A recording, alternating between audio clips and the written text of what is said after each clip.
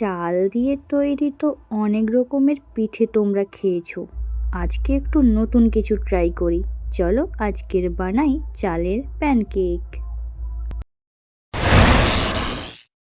ভিডিওটা না টেনে শেষ পর্যন্ত দেখতে থাকো, আর ভালো লাগলে একটা লাইক করো, কমেন্ট করো, শেয়ার করো, আর যদি চ্যানেলে নতুন হও তো চ্যানেলটাকে সাবস্ক্রাইব করে দিও। চালের প্যানকেক বানানোর জন্য চালটাকে ভালো করে ধুয়ে 2 ঘন্টার মতো ভিজিয়ে রাখতে হবে। তারপর ভিজে গেলে ওই চালটাকে জল থেকে ছেঁকে আমি মিক্সিতে পেস্ট করে নিচ্ছি। আর হ্যাঁ, পেস্ট করার সময় কিন্তু যদি জলের প্রয়োজন হয় তাহলে জল মিশিয়ে নেবে চালের মধ্যে। তো আমি জল মিশিয়ে মিশিয়ে এরকম একটা পেস্ট বানিয়ে নিয়েছি। চালগুলো যেন একদম স্মুথলি পেস্ট হয়ে যায় সেরকম করে নিতে হবে। তো আমি এখানে যতটা পরিমাণ চাল নিয়েছিলাম, আমার এতটা পরিমাণ চালের ব্যাটার বা পেস্ট হয়েছে। তো এখন এর মধ্যে আমি দিয়ে দিচ্ছি সামান্য কিছু ময়দা।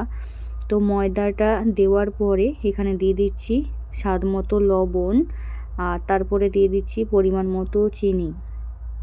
তো সব কিছু দেওয়ার পরে ভালো করে আমি মিশিয়ে নিচ্ছি। ব্যাটারটাকে ভালো করে বানাতে হবে। তো ভালো করে আমি চামচের সাহায্যে ব্যাটারটাকে মিশিয়ে নিচ্ছি, মানে চালের বাটা, ময়দা, চিনি, লবণ সব ভালো করে মিশিয়ে নিলাম।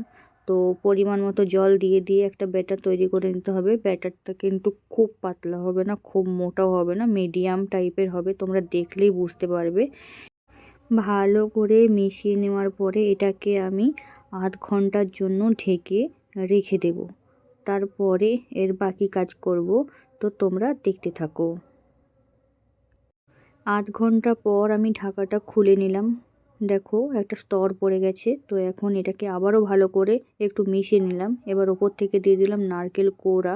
তো আমি অনেক নারকেল কোড়া নিয়েছি, কিন্তু সব একসঙ্গে দিচ্ছি না, অল্প অল্প করে দিয়ে ভালো করে মিশিয়ে নিয়েছি। তো মেশানোর পরে ব্যাটারটা একদম রেডি। এটাকে ভালো করে একটু চামচের সাহায্যে ফেটিয়ে নেব। তো ভালো করে ফেটানোর পরে এখন প্যানকেকগুলো বানিয়ে নেওয়ার পালা। তো কড়াইতে আমি প্রথমে দিয়ে দিচ্ছি জল আর তেল মেশানো ছিল একটা বাটিতে, সেটাই একটু ব্রাশ করে দিলাম। একটা বাটিতে করে অনেকটা জল আর তাতে অল্প তেল দিয়ে ভালো করে মিশিয়ে সেটাই আমি কড়াইতে ব্রাশ করে নিলাম প্রথমে।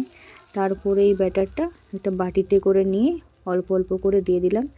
দেওয়ার পরে এখন এটাকে আমি ঢাকা দিয়ে দেবো 1 মিনিটের মতো।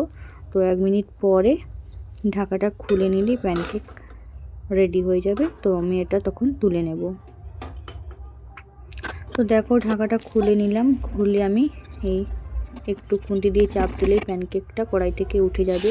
তো আমি আরও একটা করে দেখাচ্ছি। প্রত্যেকবার প্যানকেক করার পরে কিন্তু এরকম তেল ব্রাশ করে নিতে হবে, জল তেল ব্রাশ করে নিতে হবে, তারপরে দিতে হবে। তো আবারও দিয়ে দিলাম ব্যাটার, আবারও দিয়ে দিলাম ঢাকা।